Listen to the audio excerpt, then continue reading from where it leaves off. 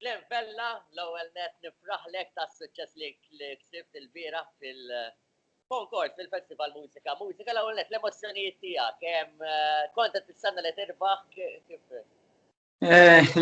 Grazzi ħafna l-ewwel net tal-intervista. I mean ħassejt li l-kanzunetta hija waħda mit-tajbin. Ovvjament qatt ma tkun taf li ħaterbaħ jew le, għax ovvjament ħass dejjem l-opinjoni tiegħi. Ħassejt li mużikalment kien hemm taqtija tajba u dik kienet xi ħaġa li jien apprezzajt f'dan il-festival. Kien hemm element ta' mużika tajba, mhux mużika cheesy, mużika tajba illi waslet biex il-livell ikun ovvjament vera tajjeb. Kienet sorpriża lija li wasalt tal-quċċata għalkemm kont nemmen fis-song, din ovvjament. Imma dejjem imma tkunx taf, ġifieri u l-punti bdew jilagħbu tilajn u niżdin u minn hemm. Ġifieri kien hemm emozzjonijiet kbar għaddejjin ukoll. Glenn, x'kien il-messaġġ eżatt tal-kanzunetta Ħarsa Biss? Ħarsa Biss hija kanzunetta ta' mħabba imma ta' relazzjoni segreta. Ġifieri il-bidu ta' relazzjoni. Ġifieri ngħidwa kif inhi, meta nibdew relazzjoni ma' xi ħadd ma tkunx mill-ewwel fl-apert, taf kif tibda intima bejnek u bejn il-partner tiegħek u eventwalment imbagħad isiru jafu biha n-nies. Jiena fil-każ tiegħi meta qrajt il-lirika l-ewwel darba u rajta mill-ewwel ħaditni fir-relazzjoni tiegħi mal-partner tiegħi, illum ir-raġel tiegħi, 19-il sena ilu mill-ewwel ħaditni hemmhekk. Imma kulħadd jista' jagħmilha tiegħu għaliex ovvjament anke relazzjoni tibda b'mod naqra segreta mhux hekk? Wara r-rebħa Glenn rajtek ferm emozjonat. Fakkartni ħafna meta lura fl-2011 irbaħ bid-diska Fall. Ħafna tgħidu li hekk. Kif tikkomparhom l-istess emozzjoni jew? Taf li, I mean, l-emozjoni ta' għaddew 10 snin. Dik l-emozjoni ta' 10 snin ilu meta rbaħt il-Eurovision għad niftakara u nħoss anke l-affarijiet physically għax niftakar fil-one life. Għas il-vuċi ma sa tiġini l-ura dak il-ħin, għal-ftit momenti. U l-biraħ ħassejt dak il-feeling, ġifieri ħassejt kont insejtu dak il-feeling, saċ kont insejtu, marġajt anqal fija. Il-bicċa xogħol peress li konna fil-dressing room sana ħanni kelli l-headphones, ġifieri ma kienx dik il-vot tisma' dak il-vuċi daqshekk kbar u taqgħod eżatt. U jiena l-kalkoli tgħidix dak il-ħin tant tkun eċitat, l-kalkoli soqgħod tagħmel il-kalkoli kemm mhux fatta wkoll, tara ismek tila jew taf kif u tgħid ismeni qed fit-tieni post qed fit-tielet. Imma dik għanqet ħafna emozzjoni u ħafna eċitament il-bieraħ, ġifieri jiena kont emozjonat u ma ndunajtx mal-ewwel, ġifieri għax jiena rajt li ġejna tajt, insejt li r-rul għax ir-regolamenti kienu li jekk isir xi ħadd jiġi taj jerbaħ dak li jkun ġab iktar voti mit televoting. Imma jien dak il-ħin ma tiftakar regolamenti għax kellna pataflun ta' regolamenti, ġifieri tal-festival, tinsa x'hemm mhux m'hemm. Ġifieri qabel ma rajt il-kamera fejn dressing room tiegħi jisni m'hemmx. Imma mbagħad once li rajta daqshekk delirju. Tara fisser Glenn, il-pubbliku għadek favorit mal-pubbliku inti wkoll. Hekk tidher, ġifieri il-pubbliku laqgħa s-song jiena ferħan immens u grat ħafna il-pubbliku laqa l-kanzunetta tiegħi u grat mhux għax laqa l-kanzunetta tiegħi biss, ħankun onest. Grat il-pubbliku ra il-festival Mużika. Ġifieri kien hemm fuq 90,000 ruħ li raw il-festival u nimmaġina li kibret il-ħamis u nimmaġina li l-ġimgħa u s-sibt kibret l-udjenza wkoll ġifieri. Ir-rispons kien enormi u grat ħafna. Ġifieri jiena għadni ma rajtx il-messaġġi ta' kulħadd, onestament qed ngħidlek, imma nagħmel ħilti li nirrispondi l kulħadd. U ħanibqa' għasekendu ġimgħa sieħa, imma rrid nirrispondi l kulħadd. Grat immens lej il-pubbliku. Kemm kellhom Philip Vella u Joe Julian Farrugia f'din il-kanzunetta? Sorry? Kemm kellhom Philip Vella u Joe Julian Farrugia f'din il-kanzunetta? Kemm kellhom? Kemm kellhom is-sem tagħhom, is-sem tagħhom, sewa. Skużani għax mhux qatt jaqta naqra, skużani mhux qed nifhmek. Is-sem tagħhom ovvjament daw weldu s-song. Ġifiri, is-sembir tagħhom kien ħafna fil-bidu, wellu s-song, Filip għamel l-arranġament, nirringrazzja ħafna wek ukoll li xon Vella, t-tifel ta' Filip Vella, illi ħadem bisħiħ fuq l-arranġament tagħna. Ovvjament, mbagħad jiena rekordjajta, mbagħad xogħol il-kantant illi tirreħersi u tagħmel dal-affarijiet. Imma mbagħad daħal l-arranġament tal-kanzunetta għall-orkestra li ħadmu Ryan, Paula Bela, nsellu minn hawnhekk għaliex ħadem bisħiħ ukoll. Ġifieri kulħadd kellu l-input tiegħu u eventwalment wasalna sal-semifinali u l-finali imma kellhom input veri kbir matul il-proċess kollu. Jekk niddeskrivi din l-organizzazzjoni tal-festival, mużika bħala waħda impeccabbli, taqbel miegħi? Bla dubju. Ħana millek jekk kara. Ġifieri jiena qed qabel mhux għax erbaħt, qed qabel qed f'kull intervista li kelli qabel, qed wkoll fuq il-platforms tiegħi tas-social media. Nemmen li Malta qatt marat dan it-tip qatt marat. Ġifieri u aħna bħala artisti qatt ma esperjenzajna dit tip organizzazzjoni. Mhux qed ngħidha għax erbaħt u għandi ċans nagħmel l-intervisti, għandi ċans nerġa' ngħidha. Malta qatt marat, din il-kelma tnuża u x'vera qatt marat. Jien esperjenzajt ħafna festivals ukoll li kienu tajbin ukoll. Imma dan il-festival, il-fatt li kien bl-orkestra, il-loġistika kienet kbira immens il-loġistika. U aħna żammewna kemm jista' jkun happy, ġifieri l-organizzazzjoni, in-nies li ħadmu fiha kienu vera prattiċi, kienu reachable, nistgħu nkellmuhom. Skużawni, ma ġew il-klip tiegħi f'daqqa waħda ismagħhom. Jiġru wara xulxin, ħaġġew mill-ħarġa. Skużani.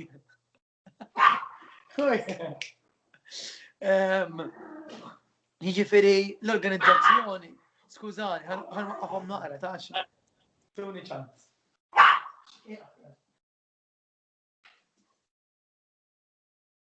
Ħanżommu naqra fuq għax dan imqareb. Dan imqareb dan. Dan l-imqareb. Konna nitkellmu fuq l-organizzazzjoni. Vera kienu helpful. Jiena kont insaqsihom wara x-xogħol l-aħħar ġimgħa u nofs li għamilna. Kont insaqsi lil ħaddiema hemmhekk, intom qegħdin torqdu. Hekk kont insaqsihom. Dawn għamlu illi jieli u ġirani ma jorqdux biex against all odds isir kollox. Ġifieri ir-restrizzjonijiet kienu kbar imma l-organizzazzjoni tant kienet breqqa. Ġifieri kienet reqqa kbira. Ġifieri kulħadd ġie kamartu, kulħadd iġi jgħidilna biex tagħmel xi ħaġa sek bil-permess. Ġifieri kien hemm organizzazzjoni eċċellenti, eċċellenti.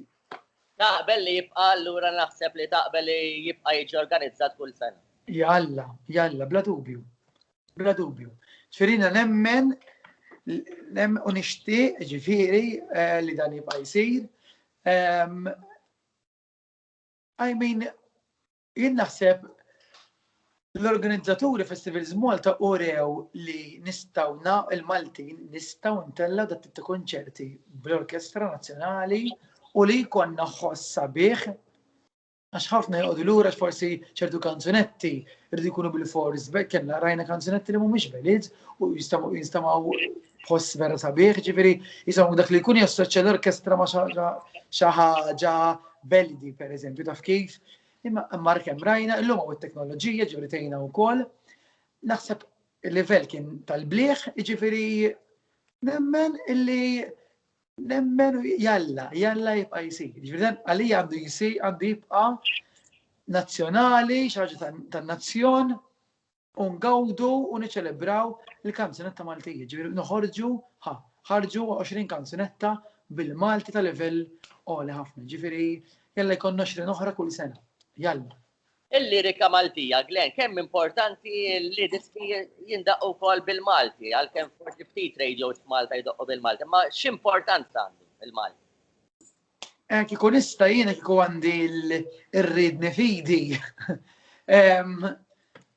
Ma nħalli l-ħadd iduq kanzunetti barranin jekk ma ddoqx ħafna kanzunetti bil-Malti. Ġifieri qed nitkellem qed ngħidha hekk ta' ġifieri, b'xi mod nagħmel xi tip ta' ta' regolamenti li kull stazzjoni rid iddoq minn tal-inqas 50 to 70% mużika Maltija.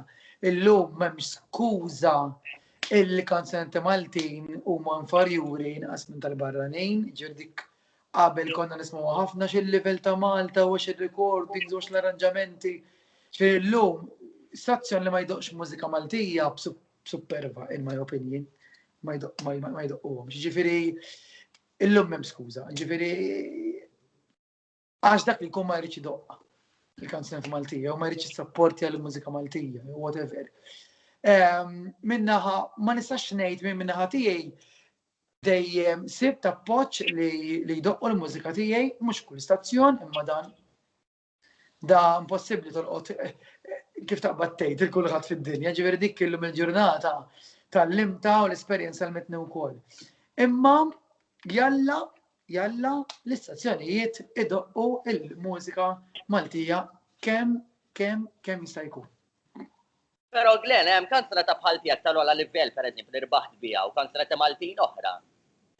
Hemm ma kantat l-aħħar bidu f'tilata l-diski mill-aqwa. Taħseb li jagħmluha fil-livell internazzjonali mbagħad jew jintilfu għax bil-Malti.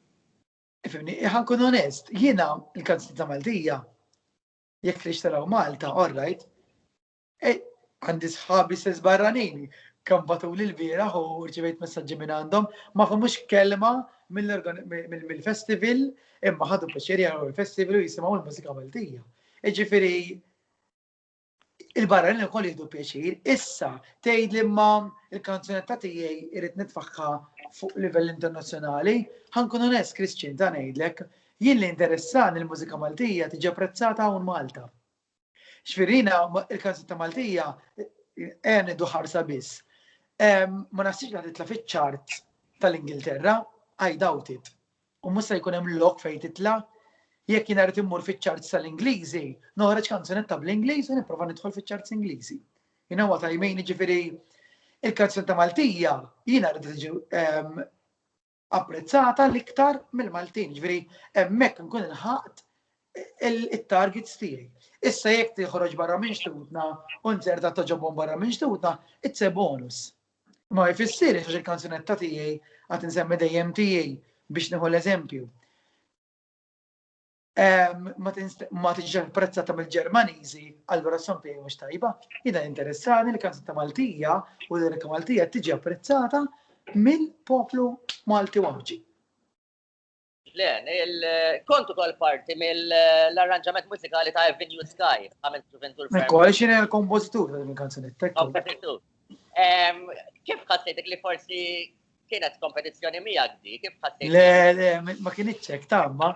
Dik forsi il-perspettiva tiegħek jew forsi ta' nies oħrajn li m'għandhomx għall-album il-mużika tiġi l-ewwel. Jiena il-festival mhux il-kompetizzjoni, għalija il-mużika. Jiena il-professjoni tiegħi huwa mużiċist, jiena mhux kelli kompożizzjoni, kelli kantanti li bdejt nikkoachjhom għaliex ix-xogħol tiegħi huwa ta' vocal coach ukoll, u kelli l-pjaċir li naħdem ma' kantanti li avviċinawni biex nikkoachjhom matul dan il-vjaġġ u jiena x-xogħol tiegħi huwa professjonali, il-mużika tiġi terbaħ qabel u fuq kollox il-kompetizzjoni li hija sekondarja.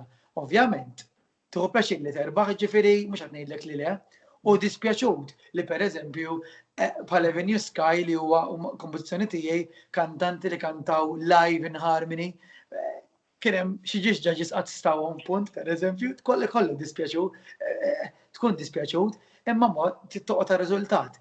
Imma id-differenza hija fejn wieħed jara il-mużika l-ewwel u mhux il-kompetizzjoni. Issa min jara l-kompetizzjoni l-ewwel u mhux il-mużika dik inħallija f'idejh biex jiġġudika. Imma jiena ma narax hekk, il-viżjoni tiegħi differenti. Le, semmejt li inti full-timer, ovvjament punt full-time vocal coach, kantant, il-COVID-19 kif affettwat ix-xogħol tagħkom? Bla dubju, jiena l-bieraħ l-ewwel ħaġa li jett xintlajt u tawni trofew, iddedikajta lil min iħobb il-kanzunetta, lil min verament iħobb il-kanzunetta Maltija u lil mużiċisti sħabi bħali full-timers illi matul din il-pandemija xogħolna ma stajniex nasibu x-xogħol, ma stajniex inkomplu. namlu dak li aħna imwilda biex namlu bħal-speċi taf kif. Id-dedikajta lilhom. Affettwatna ħafna u jiena waħda mir raġunijiet ukoll li fajt l-input tiegħi f'dan il-festival. Għaliex u għalhekk apprezzajt ħafna l-festivals Malta li against a lot marru out of their way biex dan il-festival isir. Jiena apprezzajt u grat ħafna lihom. Għaliex jiena xtaqt li l-festival isir u kella opportunità nerġa' għall emozzjonijiet li jiena suppost inħoss bħall-artist. Il-futur ta' Glenvella wara dan is-suġġett. Bla dubju, jiena ma tantx ħanħobb nara ħafna l-bot, Chris, ġifieri llum għajmin minix xieħ ta' minix żgħir laqqas, ġifieri li ma nal-waqt nalaqek għallajri 38 sena, l-esperjenza l-mitni li ngħix il-mument, speċjalment fil-mużika, ġifieri illum il-ġurnata jekk hemm xi ħaġa tal-mużika li niġi avviċinat biex nagħmilha, nixtarra l-ewwel neżamina ngħid isma' di tajba lija u nagħmilha. Issa jkun għalik ma tkunx the right decision li Glenvella ħa, imma hekk għalija nħossni li rrid nagħmilha, ħanamilha passjoni għax nħobb il-mużika. Jiġifieri jiena ngħix il-mument ma tantx noqgħod m'għadniex nara ngħid isma' imma 5 snin oħra, 10 snin oħra. Li żgur narani li nibqa' mużiċist, li nibqa' nkanta. Hemmhekk żgur narani. Glenn, l-aħħar messaġġ tiegħek lil dawk it-tfal jew żgħażagħ li bħalek jixtiequ jagħmlu karriera ta' suċċess fil-mużika. Bla dubju, għandkom tagħmlu dan il-pass jekk tħossu l-ħtieġa, għandkom tagħmluh mingħajr ma tħallu ħadd ifixkilkom u mingħajr ma tħallu l-kompetizzjoni terbaħ fuq il-mużika. Sinċerament qed ngħidilkom, fil-fatt jiena qed ngħidha din jiena it-trofew ħadtu jien, it-trofew qiegħed għandi d-dar biex noqgħod infarfru. Tajjeb. Ma huwa sodisfazzjon huwa ta' onur kbira lija. Imma il-festival ma kontx jien, il-festival għamilni ħafna l-kantanti, il-kompożituri u l-awturi l-kol. U mhux l-20 li konna hemmhekk. Dawk il-100 u fuqhom is-sottomet mhux qed iddur li din il-kelma. L-sommet is-sottomew għax ma trix iddur li b'xejn il-kelma, li sottomew il-kanzunetti mill-bidu. Għax taw fiduċja lill-festival. Ġifieri jiena ġejt l-ewwel post vera. Imma minix waħdi, hemm daw il-kompożituri u awturi li tefgħu l-effert tagħhom għal dan il-festival. Ġifieri u nerġa' ngħidlek, il-messaġġ tiegħi huwa li int minn int jekk tikkanta tikkomponi għamilha, imma għamilha b'imħabba għall-mużika u mhux għall-kompetizzjoni. Glenvella, grazzi mill-ġdid, grazzi tal-kooperazzjoni tiegħek, proset mill-ġdid u jalla. Grazzi Chris. Il-ġdid permezz tal-mużika u tant ferraħnin. Grazzi.